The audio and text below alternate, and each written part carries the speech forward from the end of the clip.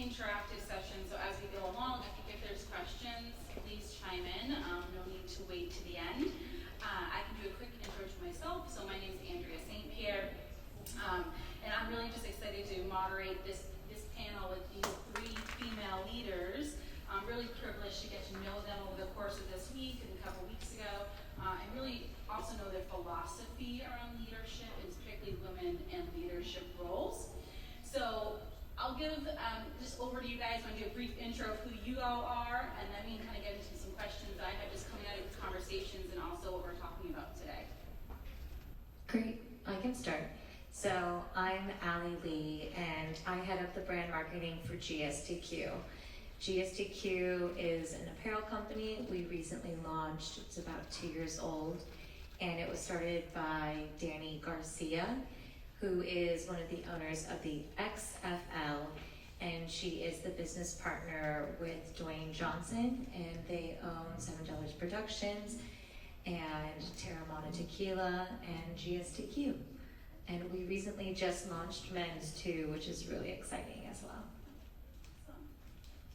Hi, I'm Annabelle. I head up our marketing function at Central Garden Pet for the pet side of the business. So Central has really two sides of business, all things for all pets. If you've got an animal, any kind of animal, we've got something for you. Though I'm sure you've never heard of the name Central, you've probably heard of a lot of our brands. So Nylabone, Cadet, Adams, things like that. I see lots of nodding faces, which means there's some wagging tails out there at your houses. But also things for fish and reptiles and horses and all those things. We also have a garden side of our business, and I have a counterpart over there, and that is primarily Pennington. That's if anyone who has a garden. You hopefully use some of our seeds and things like that.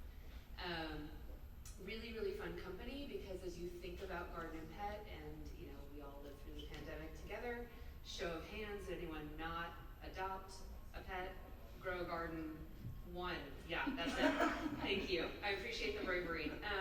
It was a big deal for us. So it's been a lot of fun. I've been here about 2 years, and previous to this, all things wine. So I was a gala for a very long time. So I clearly like things that happen during COVID. That's a big pivot. It's a big pivot. Wine, although totally the same. Yeah. Wine, animals, same thing. Same thing.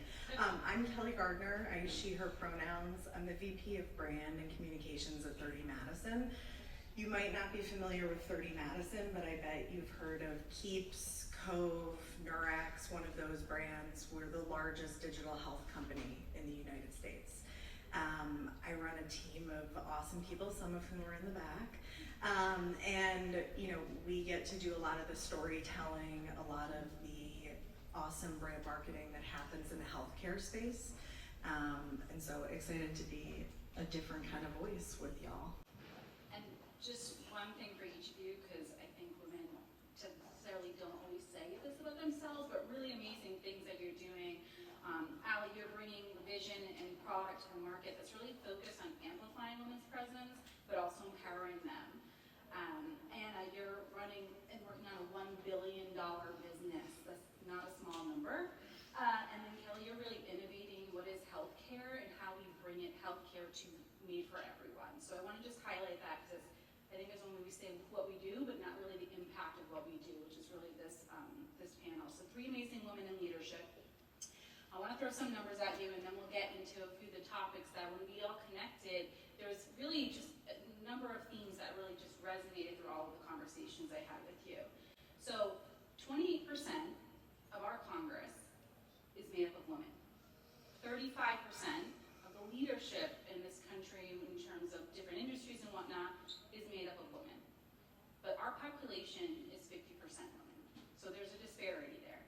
But one area that I think is really a focus, and really the area the three of you really are shining lights in, is that 50% of CMOs now, the top 100 advertising companies, are now females.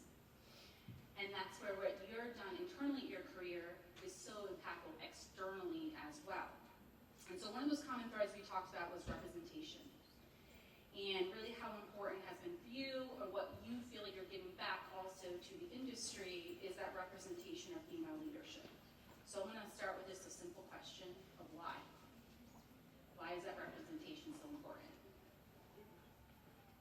I I'll meet your data with some data. So if we look at healthcare purchasing decision making, anyone have a guess what the percentage is of women making healthcare decisions in the United States? It's mine. You must have read the same study from Deloitte. Yeah, it's 80%. So women are making 80% of the purchasing decisions in healthcare, yet women's healthcare is pretty much viewed as a niche market. That doesn't make any sense. Doesn't make sense to me as someone going through healthcare, making decisions for myself and my family, and it doesn't make sense for a lot of other women. And so I think when we're talking about representation, we're talking about who is building the product for who they're serving. And lived experience in that, especially in healthcare and many other industries, is deeply important and something that women have been traditionally left out of, and not just women, but if you go beyond that, women on the margins, Black women, that is 100% the case. And I think there's just so much that we need to do to center who we're building for in the companies and the teams that we're creating. I'm gonna build on your data without numbers, because I can't remember the numbers. I was on a red eye last night, pardon me. But what I also would build on, exactly to your point, is not only are women doing the purchasing, but women in leadership perform better. So when you have an organization that is at least represented at 50%, but ideally more represented higher than that at leadership, at board level, and throughout, you will have a better business. And that's data. There is a lot of data there. And I think the underlying reason behind that, exactly to your point, is perspective, right? I do not have a lived experience of, a different culture or a different sexual orientation, so I go ask the questions of those folks when I'm thinking about marketing, when I'm thinking about anything really, right? Why does that not then translate into business? Because when it does, you get better business results. And I think for me, when we talk about representation, I work in a for-profit environment, and so I am looking for what is going to make the most impact on my organization, and representation actually has the most impact on a business, bottom line and top line. And so ultimately, that's really where I start from when I have the conversations with, my executive team. We just started a Women in Leadership Council at our organization against this whole hypothesis of we want to grow. We need to find our consumers, and we need to do a better job connecting with them. How are we going to do that? Through representation. I mean, I can just also say we're great multitaskers too, so there's something that's subjectively, There's that. yeah. But besides, I'm in the apparel industry, and our messaging, I'm gonna just be candid, we're fashion. So for us, having a seat at the table is making sure is how do I deepen that messaging? And that's what we talked about is inclusivity. So before this, I was at an intimates company called Hanky Panky, also women-founded, women-led, women-driven. But we were looking at every shapes and bodies. And our team, as I'm at GSTQ and we're building that team, is making sure not only as we are empowering our women and that they grow into the leaders that they are supposed to be, but also to driving them to have inclusivity. So that means, as you said, generations, also too, diversity, to make sure that every woman does feel like she is seen and heard. I will also add on top of that too, being from the intimates company too, is we have these conversations about women in leadership too, but to make sure we have balance. It can't just tip on one scale, because this is why we're having those conversations. So I always want to make sure, as a leader, in growing the team and coming into a brand, there's balance. And what can we do to build on that team to make that balance and still be inclusive? Yeah, I love that. And then to kind of piggyback and build off of that, so as female leaders, how do you think about who you bring into your orbit, who you bring into your organization, who to contribute to your vision and what you're looking to achieve, and the ultimate culture of how you're trying to build too? How do you think about who you bring into that? Yeah, I mean, I can start. I think, the idea of a strong team is different perspectives. right? And I think it's so easy to just hire and bring in people that look and feel like yourself, right? It's comfortable, it's, you know, the people you hang out with in your private life, of course, right? But I think it's really important, exactly the note you just gave us, is I want people that surround me at the office that will challenge me, that will challenge my perspective, that'll bring a different point of view, that will call me out on, I'm just late, call me out on my bullshit, right? Like, if you're just gonna come in and tell me that I'm right, that's lovely, but it's not helpful, right? And so I think, you know, when you really think about team, if you're gonna have an environment that has great, you know, good dialogue, good debate, you also have to have trust, and you have to have respect, and you have to have a mutual shared vision. And I think it's both. It's not just bringing in and recruiting people that will challenge you, but then it's creating an environment at all levels where those challenges are gonna be seen, heard, listened to, and respected, right? Because that's where you start really getting value from these teams. Otherwise, you brought in a really good diverse team and nobody feels confident saying anything. And now what have you really done? And so I think it's really both to have that kind of diversity and perspective, but then also build a culture where that is heard, seen, and listened to. I think it's, sorry. Sorry, I'm not waiting.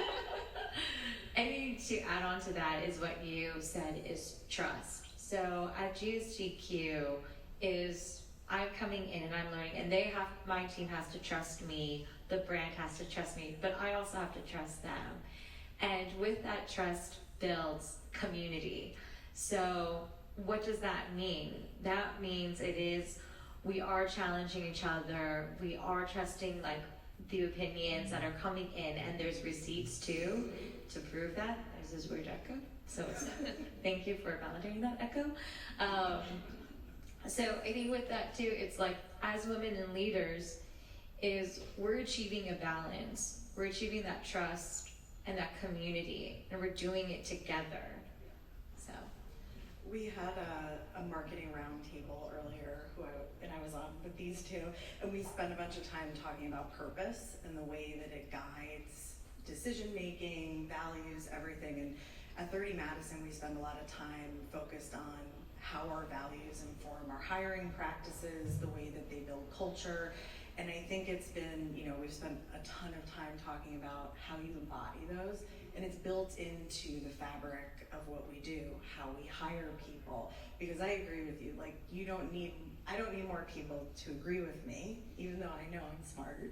You know, like I need people who are going to challenge and have a diversity of thought. Like that's what will build greatness. And so I think it's something that's built into now, as I mentioned, our hiring practices. We look at how do people think about centering a patient?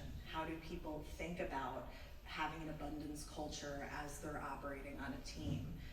So I think focusing on shared values, but a very different way of solving problems, that gets me jazzed on team building. I love it. Yeah, I love that you get jazzed about that. And I think like at our company we have a philosophy of creative conflict, and it is innovation comes from conflict in some ways, with different perspectives, like you mentioned, Anna, that kind of make you think in different ways. And I know, Allie, when we talked, you were really focused on like how do you then work to align too. Like a really important part of a leader is work to align. So as a marketer, you know, you're telling stories, right? You're building brands, you're making connections.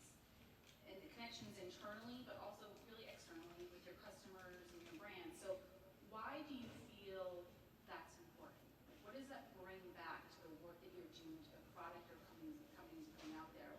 As a leader, what's the importance of building those connections and building those brands? Maybe Allie, you want to kick off? yeah, I think it's in everything you do, there's a North Star, and we're marketers, and we're here to make the irrational rational.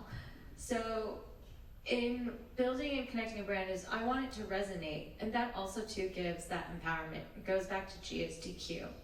We're here to magnify your presence, but that doesn't matter what you're doing. So if magnifying your presence is staying at home, petting your cat, you know, like all for it. We're there for you. So it's these things to speak to our followers, that it's okay to be you, and that is magnifying your presence. Building that and making sure too that your voice is heard. That goes back to inclusivity. And then also going back to that, that's balance. And so we're here to shape you into who you are. You know, the marketing we love where it's like into your genuine and authentic self. We're here with you in that journey. Yeah, I mean, I think one of my favorite things about being a marketer is the connectivity, right? It's the humanness of what we do, right? To make irrational, did you say irrational, rational? Irrational to rational. Oh my gosh, I have to say that a few times. I know, right? But that connection is what makes, it's emotional and it's real and it's, hey, what is it really about you as a human that I can connect to that turns into, someone said it earlier at a different panel, authentic purpose, authentic relevance. If you don't make the connection as a marketer, right, and I know there were some data conversations earlier, data is important, but data is just data, right? How do you take that data and turn that into empathy, into insight, into connectivity? Now you've got a business you can build from. Now you have, home petting a cat with my products, let's hope, right? Because, why would you pick me over something else, right? There has to be a good reason. And one of the things I think is really important in irrationality, and I think we all know this, right, is when you know someone more personally, you're much more vested in them and their success, right? And as a brand, if you can be that and create that trust and mutual admiration, you're going to have a much more successful interaction and hopefully more loyalty down the road. And, God forbid somebody's actually an ambassador for you and then talks about you without being paid for it. That would be amazing. I think connectivity, you can't get that without it. It's just part of the human truth. Yeah, I think the only thing I'll add is I think the guys were talking about on the last panel, there's so many more touch points that we have in terms of how we're interacting with consumers or, however you're selling your product or services. There's just so much, you have to have so much more skin in the game because there's so much more transparency between the company that you're building, the services that you're offering, and the way that your consumers are going to view you. And so I think it's exciting because there's a lot more accountability that we have as marketers or, anything that you're doing in terms of brand, marketing, communications. But I think it feels a lot more generative and exciting and engaging than it did even 5 years ago. I think also too, as women, and as we already started off with the stats, like women in leadership, we're here to increase those stats. Yeah. We're here to change it. And we're also here to also empower the upcoming generations too, that they also jump onto and capitalize and change those stats. Yeah. So we connected a little bit on the show 6 in New York. I don't know if you've seen it. If you haven't, go see it. But it's an all-female show, all-female band, and I'm like, I've never seen that before. It's amazing. So these Highly first recommend. one-offs, don't become first one-offs now for the next generations as well. So, but yeah, highly recommend 6. I also want to talk about a lot about mentorship, and that was another theme that came out of our conversation, the sponsorship, the mentorship. Al, you mentioned having a lot of female leaders that got through your different points of your career. And you mentioned that boss that kind of gave you that opportunity to stretch when your direct manager left. And then Kelly, you come from a background of being a advisor to a lot of different organizations. So on that theme of mentorship, and I'll kick it off with you, Kelly, what is that impact for you? What has it done for you in your career to bring you to this moment? And where do you feel that value to give back again to that next generation in terms of mentorship and sponsorship? Yeah, I was really lucky. I had a lot of women in leadership invest in me early in my career. And I think I just saw the value of being believed in. And really, and I think when you're a woman, or at least when I was a younger woman starting out, I had a lot of self-doubt and a lot of disbelief in my ability to be in certain rooms, to be in certain conversations, to take up certain spaces. And I think having someone who has experienced that, who's been before you, who can kind of validate, yeah, that's a normal feeling. Also, don't worry about it because you're a badass or whatever. Yeah. Like that means a lot. And I think That's how I've gotten the strength to do different hard things. That's how I've gotten through things that I've really messed up and kind of seen that as an opportunity for growth. And I think that's, especially as women, you know, building community, telling stories, creating safety, I think it is our responsibility in building that for that next generation so that they see, so that we can see each other as supporters and, you know, additive versus detractors. Because I think that's also something that I always get really bummed out at when I see women kind of tearing each other down or not supporting each other. There's so much opportunity for all of us. So I just think it's, you know, that's up to us to teach. Yeah, I mean, I'll jump in with a little bit of a different experience. I started in finance. Sorry.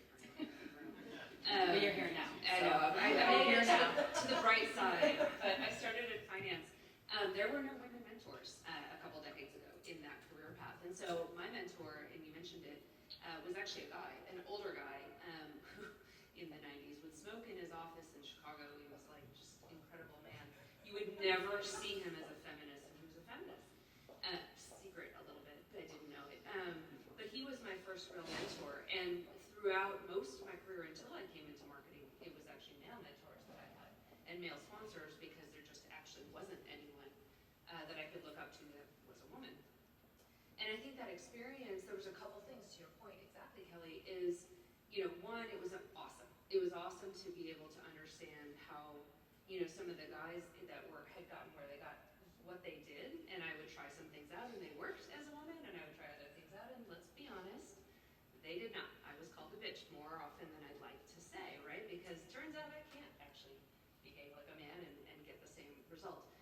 But I learned what the impact was, and then I learned how to modify it so I was still true to myself, but also got the leadership. Now, you know, where I am in my career, I think exactly to your point, our job is to be those leaders for the women that are just starting out, right? There are so many women right now that look around and go, I can do anything I want. That was not exactly the case when we were, you know, younger, and certainly in certain careers. I know we as marketers, there's lots of women in the room, but go talk to someone in supply chain or in operations or in IT. There are not a lot of women in the room, right? They're still the only sometimes, which is kind of insane, but it's true, right? And so our job as women, whatever function we're in, is to demonstrate what leadership looks like, is to model and to bring those women up. At Central, I mentioned the Women in Leadership group that we're doing the council. Much of that was really built exactly for that reason, because unfortunately in my industry that we still have those stats that nobody likes. And so how do we reach down and around to all the different women who may or may not have a leader of her function to be a leader for which she can be, you know, looking at and talking to and understanding, hey, how am I aggressive in the room without being labeled, right? How do I get my voice out without being perceived in a completely different way that I intend? How do I look smart and still look collaborative, right? Those are really hard things for at least me. I don't know about the other women in the room. That was always really hard, right? And so you have to be able to talk to somebody about that, and I think that is our responsibility. I love that when Andrea and I were talking about finding your authenticity and what that leadership feels like, because it feels super different than modeling other people's behavior, because I'm sure you found, as I have, pretending that I'm a man and the way that they operate, we operate incredibly differently. And I think that's awesome, because we need all of that. But I think finding that center, it's a journey. Yeah, it is. It's still going. I mean, I don't know. I have teenage sons. That's a journey. I love the part where you're saying finding your authenticity too, because when you are in a room and you are the minority in more ways than one too, it's, you also go through you get in your head, like, do I need to make this a teachable moment? Is this supposed to be my job to make it a teachable moment? So what I've also too learned is I've had really great, strong female mentors, which empowered me. But that also too, I learned by like what they went through, that what I should not do or what I should do in each case. So it's also too, it's like as a woman, you really have, or as a person, you have to really know yourself and who you are to also have the courage to either say something or be okay in letting it go and be like, this is not my moment to teach.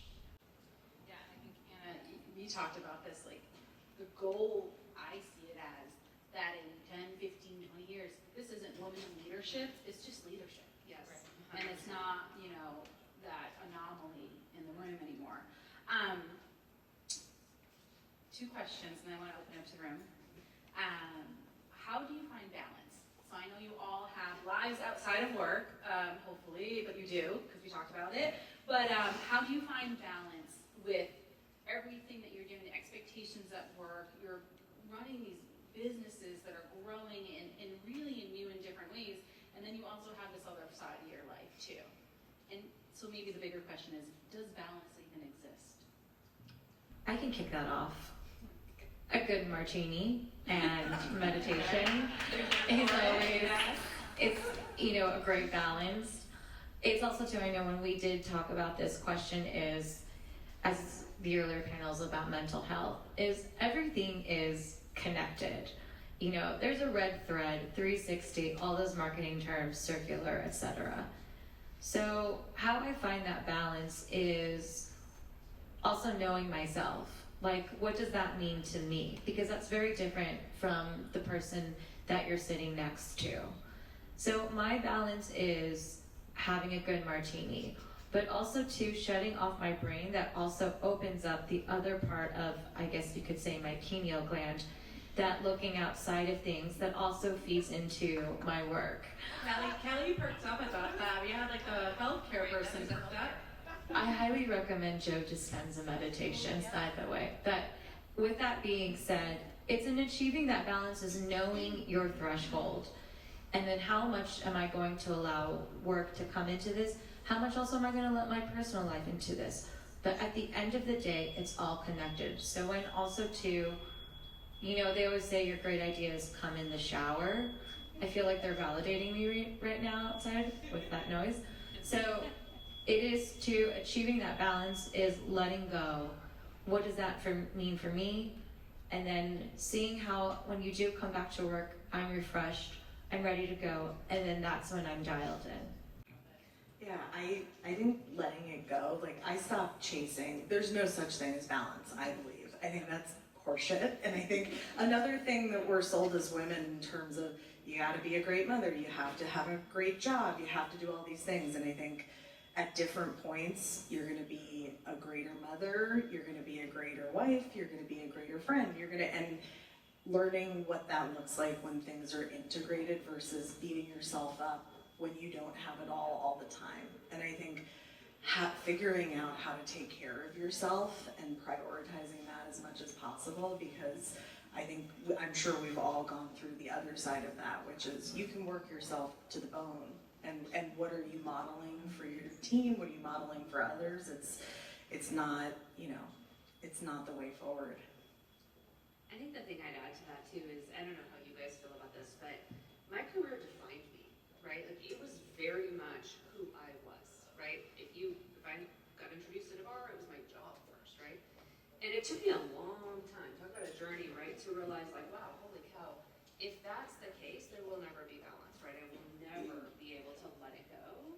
And to be clear, I mean, I worked on chewing gum, pets, wine, like these are not things that you do, right? These are things that I'm not a healthcare provider. I know, but but like I am not actually saving the world, right? And so to have so much pent up in the career and the job, and that somebody said it in our roundtable, right? Like 3 a.m. budget, worksheets or whatever. That was totally me for a very long time, much longer than I want to admit. And so I think balance was one kind of just to your point, recognizing at some point, holy cow, right? That is not actually the whole human that I am, and who is the whole human I want to be, and how do I redefine what is most important and put time against that versus, my career is still very much a huge part of my life and something that's important, but it's not the only thing. And so I have to deliberately turn it off and put on the other thing, which, to me is my kids, right? we joked about it, I think when you and I talked, I now introduce myself as, you know, the most important things being a mom, and my husband's like, and wife? No. You know, but to be fair, like that is a balance issue, right? Is all of it. And so I think it's really, to your point, right? Identifying what's important to you, who you are, not letting career define you. That is kind of the like first step of, you know, of many to finding balance. And I agree. There's no such thing as balance. There's this like wave of things that happen in your life, and sometimes it feels okay, and sometimes it doesn't, and you just kind of have to roll with it. Yeah, I listened to this talk once where it was like, life is rubber balls and glass balls, right? And you're gonna drop the ball. At some point, the ball's gonna fall. But you have to figure out which can you drop, and those balls signify your family, your friends, your career obligations. And so, drop the glass ball. That's forever. You know, there could be damage there, but the rubber balls can bounce. So, just figuring out the balance of how to balance, really being important. So, before I go to the last question, so I know we're over time, and let's just throw it out to the audience. If there's any questions for the panel here about their experiences or their work environments, any, Kristen Licata? I have a question. Yeah, sure. Kristen Licata at Marketplace. I have the privilege of working with Andrea every single day, so kudos to Andrea for Kudos to you. the environment that she promotes on stage and internally. So 30 Madison creates exceptional healthcare outcomes for all. Central Garden and Pet, who doesn't love a pet? And GSTQ amplifies every person's power. So working for brands, being VPs of marketing communications for brands that do for all, can you each describe a pinch me moment of being a woman in leadership, whether it be through the work you're doing for your brand or the work you're doing internally to usher change, or even just the duration of your careers? That might be a tough question. That seems like a tough question. It's like I need a martini for that question. I can kick it off. I'll just take that. What comes from the gut is, in fashion, you are always striving for this beauty and a aesthetic. And you're always like, what can I do more? What can I do more? And I think what actually really was my turning point that also then led me to GSTQ was being at an intimate women's brand. I was in men's apparel, women's apparel, contemporary, etc. But when I was actually in that women's intimates brand, was actually listening to women, how they feel, their milestones, that in the market we forget about all of these things of just, you know, what is it like? And men, getting your first period, you know, menopause, childbirth, all of these things that we forget to have these conversations of like being a woman. And that was when I really realized that impact, it's not just a marketing plan and strategy to like get you to buy my product. That was when I was that turning point of like, I really do want to make that impact and see that, to change that in how women view themselves, how they see themselves. And that was where too then I got recruited to GSTQ. I was like, I can take this on to carry it, to magnify your presence. And that's what has always stuck with me. It's like, we're here for like whatever you feel like. And we're all for it through the good, the bad, the ebb and flow, whatever you want to call it. And that's where I was like, as a woman, I can really speak to that. The echo amplifies that for you. Thank you. I'll say the person that runs our patient insights team is here right now. And I think I always have Natalie Cooper, raise your hand, let everyone see you shine. I think in a healthcare company, there's nothing more like pinch me than when you look at the data and see that what you're doing, the care you're providing is actually having the intended impact on patients. And so I think I just get jazzed whenever Natalie and her team share that with us, because I think you often feel so disconnected. You're like, slides and words on a page and all of this stuff, and at the end of the day, it's the way that your patient, your consumer feels about your product, and that gives me the warm feelies, I would say. Yeah, and I've mentioned it a few times, but this Women in Leadership Council has been a pinch me opportunity, quite honestly, and a pinch me moment. It came out of a D&I initiative. There was, momentum, but not progress. And so we took this idea and said, look, we're going to do this council, we're going to have impact.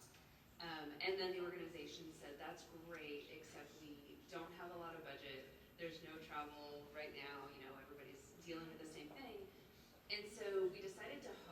2-day virtual event with the women. And no budget, right, no travel. And so we started, there was a handful of us that were organizing this thing. We started reaching out to our networks to say, hey, we want to bring in some external speakers to bring this topic to life with our women. It's the first time it's ever happened at Central. It has to be relevant, it has to be poignant, it has to be authentic, but it also has to make sense for our journey. And the conversations that we were able to have with women who then gave up their times for free, very senior people who, to this moment, and Wes is in the room, she's one of my favorite female partners at Central. To have some of these women come in, they were external, they were not being paid, they were giving us a gift of their experience. And it was a pinch me moment because I think it kind of talks to some of the things we talked about. A lot of women, especially at our stage in life, that's important for us now to do. And while we were sitting there making phone calls saying, please would you do me a favor, I need a half hour of your time, it's just a Zoom in. And for them to be like, yes, and here's all this other stuff we're gonna do. So much so that one of the women that that I connected with, sort of randomly through Chief, if anyone's part of Chief, we should talk. There was a woman who just was in the middle of her book tour. She had just launched a book. And she was going to Zoom in and talk to us. And she texts me at I don't know what hour of the day, maybe 10 p.m. the night before. And she's like, I am on a tarmac. I have no idea where I'm going to be. I'm not going to be able to phone, to be on this call. There's no way I'm going to be there. And so whatever time in the morning she arrived at her hotel, she put her makeup on, did a video for us, and sent it to me so I could air it. It was incredible, right? And that kind of energy that I think so many women now have, that they want to give back and contribute. There's a platform and a forum, but there's not enough of them, and this was one that I got to be a part of. And so I think for me, it was just incredible to know, and honestly, I'll volunteer if anyone needs that. I want to pay it forward, but I think it was critical. It was awesome. And with that, I think we're at time. Any last questions for the panel? I have a quick one.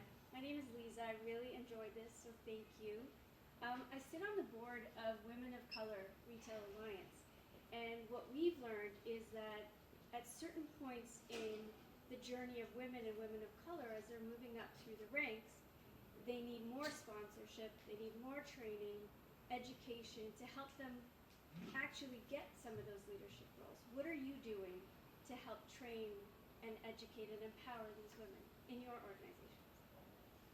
Yeah, I can start. We do a mentorship program, and I think there's lots of opportunities in lots of mentorship programs, but I think that's a good place to start, is to connect with a one-on-one conversation, guided, right? So we make sure our mentees actually have a whole path against which they can think about the conversations they're bringing. So I don't know about you, but when I was early in the I'm a mentee conversation, I had no idea what to ask this super senior person on the other side. I'm like, Yes. I don't know, tell me about your job, what do you want to do?